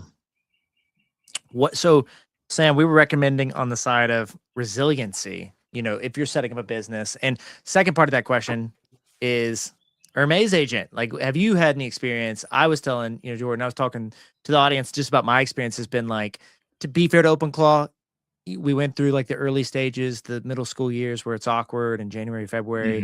And it's just been such a burden babysitting, throughout. And I think there's so much baggage. To be honest, like there's baggage of it's reading through these different personalities and these different tools and how it should talk. Hermes is just picking up immediately, knows all the history because it's on the same Mac Mini. It's reading through all the MD docs that are on the computer. And it's just so fast. And it's getting to results just incredibly faster. I didn't do the full migration of the same like agent and the same personality over, but it could read through. It has that context. And then I'm just starting fresh and it immediately knows everything about the business. And it's, I think, been very effective. It's only been like 3 or 4 days. So I'm still working on like processes, connecting it to Google Docs and Notion and things where interacting with the team more broadly. But I've had a very positive experience. I've had a very similar experience to yourself. And with OpenClaw, it's been really disappointing. When the acquisition, it wasn't really an acquisition, but when that was announced a month or two ago from OpenAI, I guess they were basically hiring Peter to come in and help them. I actually am not even entirely sure what that was all about. But it seems like since that point, OpenClaw, for me personally, has gotten way more buggy. It's like the product has degraded, which is so strange. I have no idea why that's happened, but I very much mirror your experience. To the point where I pretty much don't even use OpenClaw anymore, just because it was getting frustrating. It was getting buggy. I'd have to update it. I would get roadblocked. And I was spending more time trying to manage it than I was actually getting work done. And then I was, I'm like going crazy because I'm trying to be productive. I'm trying to use this tool to be productive. And now I'm actually getting taken away from real work. So I would very much mirror your experience. Actually, I think Hermes is a great product and I'm very, very, I guess you'd say bullish on it. So can I say something real quick? First off, I think they were acquiring Peter Steinberger. It sounds like it. Not OpenClaw. Yeah. And then I guess kind of like I did a video about this. The Linux Foundation is essentially funded by different stakeholders, if you will, companies that use Linux and rely on Linux and certain distributions of Linux. And then if you're part of that governance by helping fund it, more or less. And so my thought, and I don't think we know for sure yet where governance goes with OpenClaw, but OpenAI is probably going to have or already has the majority share and where development goes, right? So there's that. That's kind of what I see, is that they bought the rights to govern it, basically, because it's an open source project, right? Yeah. And so that I think is a big aspect of it. I think the Claude code leak also kind of shed some light on how this whole thing works, because now there's OpenClaw, and it's Claude code, but it's open source and you can just use it. And obviously it's not going to be developed by Anthropic anymore because it's not Anthropic's thing, but code is becoming such a, do we call it a commodity? It's like not valuable anymore. Like it's so easy to just replicate whatever and then build on top of it and tweak this, tweak that. Even today, I was trying to use end-to-end encrypted models with Venice with Hermes, and you have to give it an encryption key in order to do that. So I go to a non-encrypted model and I say, hey, help me use, I don't even know how it works, right? I'm not a developer, but like, hey, we need to use an encryption key for this. Here's the docs page, set it up so we can use an end-to-end encrypted model. And it just does it, right? So it's like code is just like whatever now. So like these frameworks, these agent frameworks are kind of just like it's about learning how they work so you can make it work better. So for example, I've never had an issue with OpenClaw. I've got OpenClaw running on a Raspberry Pi. I've given it different things to do. It does things on a schedule. It does things when I ask. I've never had an issue. And I'm someone that tried very hard to find an issue with it. I did all these comparison videos on YouTube. They got a lot of attention. Obviously on YouTube, you make attention. You want to keep making more attention that. So I would compare all these different NanoClaw, NanoBot, Zero Claw, Pico Claw, all these freaking claws. I'd compare them to OpenClaw. The only one that compared was NanoClaw. I really like NanoClaw. It deploys agent swarms very well. And it was just a very easy setup. And it's like Claude code by design, if I remember correctly. Like by default, it's Claude code compatible. OpenClaw was kind of like you can plug in Claude code, but it's not like optimized for how Claude code stuff works or something like that. But NanoClaw had good results, but honestly, I've never had a reason to start over on my OpenClaw because it just does what I want. But there's one aspect of that I wanted to mention is that also depends on like what you're doing. So we talk about harnesses. We call them rigs in the AI Captains Academy, but a harness, Claude code is a harness. It's, you know, you put a model inside it and then it operates as a machine thanks to that harness. So, but you can build other harnesses that you can like put around the Claude code harness. So I have a workspace, for example, where it does all my research for YouTube videos, writes the script, and even makes me a PowerPoint to put on screen as I'm talking. And it has me input what my opinions on it. It does quality assurance. It like goes through it all, like no problem. Then it'll help me repurpose. I just give it the transcript after even before I repurpose. I give it the transcript of what I recorded, and it fixes everything based on if something was wrong. And then after it's all done, I give it a transcript. It gives me all my metadata for YouTube. It writes a Substack post draft in my voice. It's very tuned to not sound like AI, but sound like me and write how I write. And then I just go through, I have the draft, and then I can go through, fix it up, like make sure I'm proud of it. And then I can post it. Writes me a newsletter. It writes me tweet threads. It even cuts the video up for the tweet threads into different sections and adds subtitles. That's awesome. All automatically. And I was like, okay, I tried to just have OpenClaw run this. And my point here is I tried to have OpenClaw do that. So I gave all those files to OpenClaw so it could just do it for me. Hey, when there's a new YouTube video, like do all this for me, right? And it couldn't do it. It wasn't meant to do that. But then I learned about ACP or ACPX. It's called Agent Client Protocol. And I made a video about this on my channel, Jordan Hermes AI.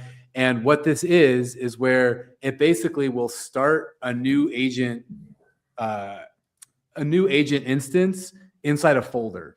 So now I just have a folder on my Raspberry Pi that has my harness stuff. And OpenClaw, when OpenClaw knows it's time to do one of those workflows, it opens up that folder and spawns Claude code as its own thing. And then when it's done, it passes the data it needs to back to OpenClaw. It's different than a sub agent because inside that harness, there's plenty of sub agents running. It's doing it's its own little microcosmos, right? Yeah. Its own little universe. And then it just, gives everything back to the main OpenClaw agent. And I found that when you don't overcomplicate OpenClaw with big tasks like that, then it does a fine job. And I think OpenClaw by default didn't even do sub-agents in the beginning. It's supposed to now. Hermes does it like fantastic. It's just like boom, boom, boom, sub-agents.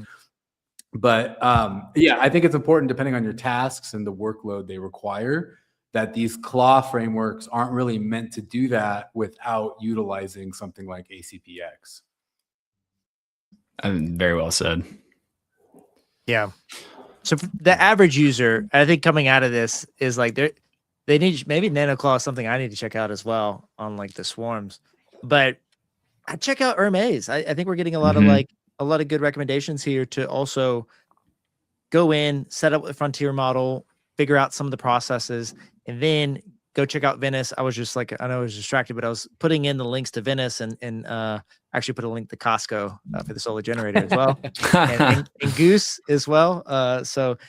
But putting these tools together is set up a frontier model, but then start to think about resiliency from the side of not being relying on a frontier model that could cost $2,000 a month in 2 years, 3 years. And they're subsidizing it now, but they can't do that forever, especially when OpenAI and Anthropic go public, which they might do later this year or next year. They might probably going to push for this year, I think. And especially if the Congress changes during the election, I think they want to get it through before that. So think about future models. Think about how you can set up to run locally using local models like Jordan mentioned to like run your processes more cheaply, but also not being reliant on just Opus 4.7 or ChatGPT 5.5, the best models, because you're probably not going to have access to them, or you're going to have to really pay out the nose for like API credits to do so. And we didn't even talk about privacy, just like the general, like, you know, it's not just the subject matter, the content itself that you're chatting with these AIs about, that they preserve these conversations forever. They'll keep these. They train psychological maps of how you operate. You know, like Claude Opus knows how I chat. You know, it knows how I talk. It knows my tastes. And we can't even really fathom how that can be used against us one day if it's not already, right? So that's another huge important thing to think about when you're choosing your providers. No doubt. And, you know, there's also a whole other side of this conversation, which is business related, right? So there's a large enterprise I'm working with overseas, and we're building out agents that are consumer facing. And a big debate we've been having is, you know, do we want to go frontier? Do we want to go open source? There's cost versus performance versus, you know, tapping into these APIs of the frontier models. Are they actually monitoring what we're doing? Are they going to steal some of our IP? Are they going to learn and, you know, take that information? And so from a business perspective too, there's all these other variables to consider, even if you're not an enterprise, just a smaller, you know, maybe even a local business.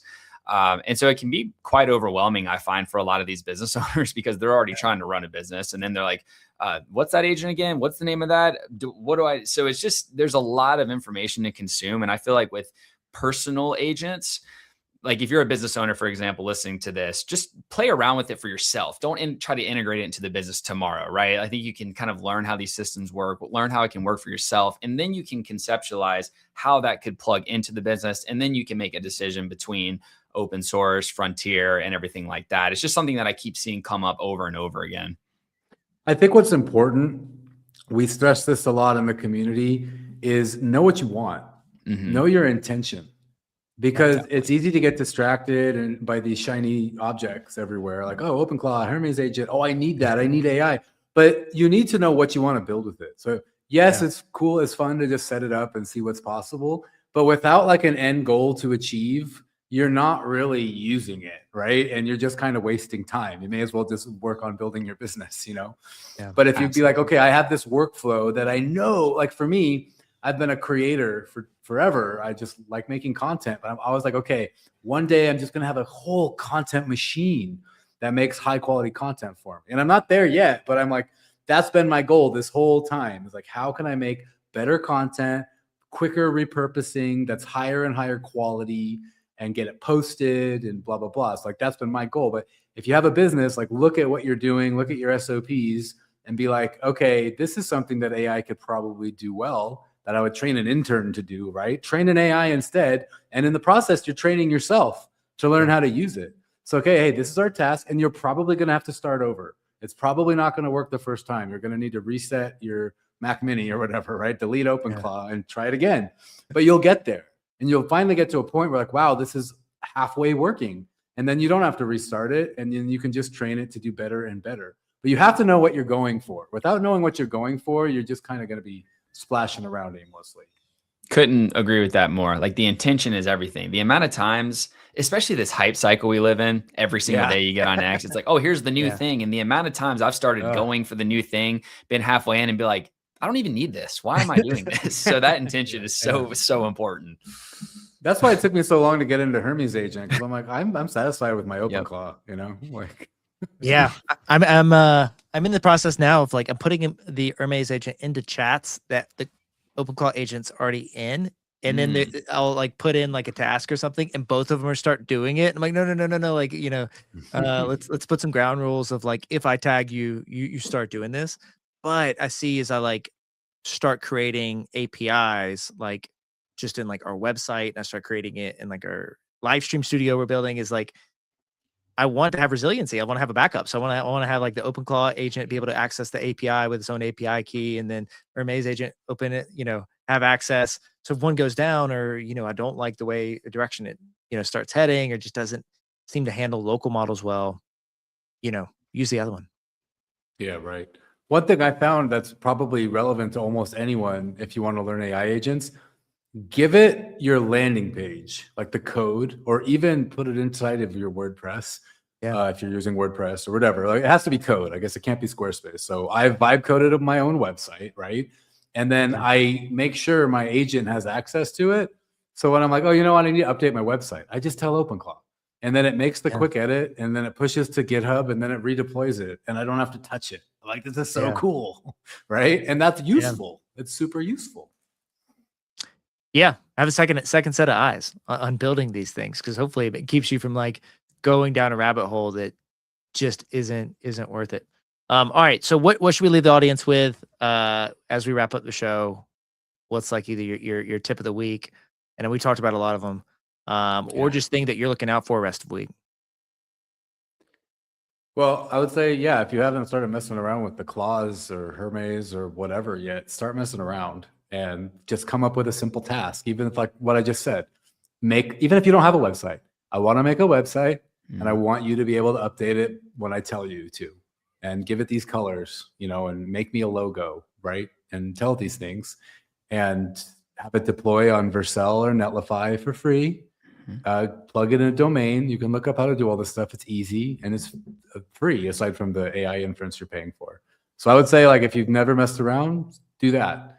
Just try to do that, and then see how you can use it for your life. My wife finally asked me, hey, can you make me an AI that can help me with the budgeting in the house? So I know how much we're spending on food, because we just moved to a new place. We want to know.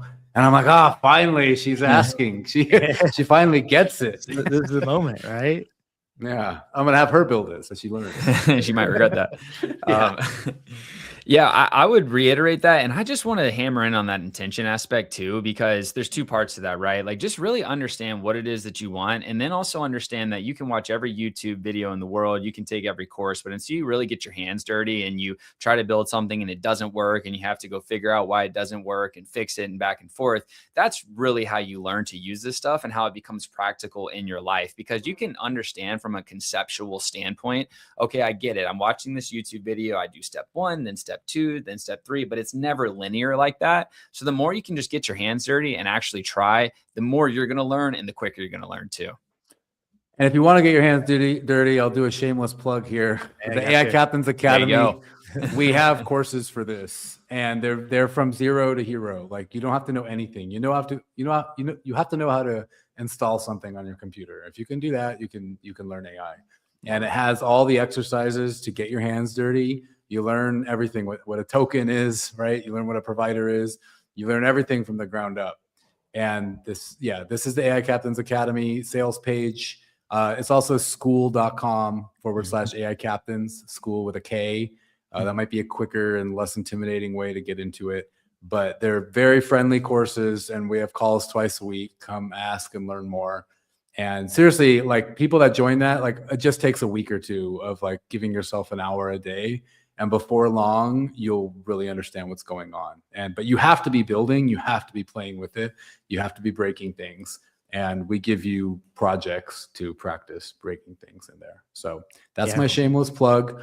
AI Captains Academy. Hope to see you in there. I'm going to check it out. Yeah. And you have to save you some money too, because I think that people that ask me, they're like, what are you running? I'm like, oh, like ChatGPT 5.5. And like, oh, that's probably a lot of money in API credits. I'm like, yeah, but I'm doing like the Codex auth.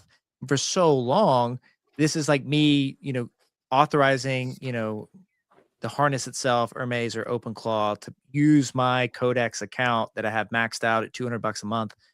But if I didn't do that, it would be $2,000 a month in API credits. And the thing is for both Claude and ChatGPT, it's been against the terms of service technically to do this for a while. And I think ChatGPT might have changed that after bringing on, Peter Steinberger. I think they've been. I think Claude changed it again too. They made it not work, and then like a week later, they made it work again. I have no idea why. Yeah, but it works again. Yeah. So that's like one tidbit that you jump in one chat with someone and then you're like, oh, that's a way cheaper way to do it. And you see it on Twitter, but I didn't see that.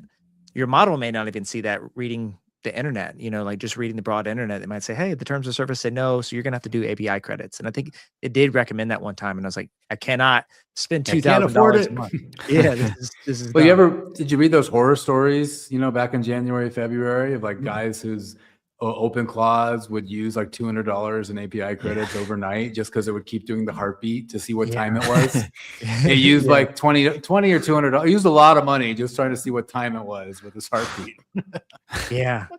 When they say give you a task or somebody says, hey, here's a really good skill, and it's just like, I think what is his name? I'll pull it up, but his basically said boil the ocean.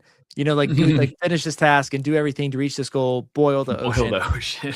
It will. will. Like it will boil the ocean. You're gonna spend $1 million in API credits doing it. And I think also these models are trained to not care about how much tokens you're using, because that just makes Anthropic and OpenAI more money, right? The more you burn. I don't know about the open source models, if they're the same way, or maybe I'm just making this up and they're not trained. None of them are trained at all. But you really need to hardwire that into your system prompts. Those context MD files, be like, hey, we always have to conserve tokens whenever possible. And model routing, a model routing skill. So the tip earlier was, if you've never done it, start breaking things. If you are doing it, practice model routing. Find a model routing skill, or even tell Hermes agent to just build a model routing skill. You say, we want to use my Cloud Code subscription for building complex projects, but we want to use Venice AI, an open source private model, when we do anything else, basically. And then you'll save a ton of money, and you'll be more private, and you'll just feel really accomplished that you made your own skill and got model routing working on your on your device. Yeah. Amazing. So we're wrapping this up. Let me put this up on the thing so they can see the URL for school.com/AI captains. And yeah, thanks for having me. This was fun. Yeah, always a pleasure. We got to get you back on. I know you're in the trenches, so got to get you back on regularly. And then we're still trying this stuff out. So we might do more of it. Hermes deep dive next week if I do some stuff cool, or I'll be super frustrated and you guys will pick up on that and at least learn from my mistakes. But I'm bullish. It's actually productive and might be going out and getting some hardware soon. I'm concerned about hardware costs going up. So Starlink subscription, we'll keep you posted on that. I think that's super fascinating. If you're traveling, if you want to have resiliency with your local setup and always access to the internet, very important thing to do, as well as solar generator, like we discussed before. Jordan, really appreciate having you on. Sam, as always. And we're signing off. All right. See ya. See you guys.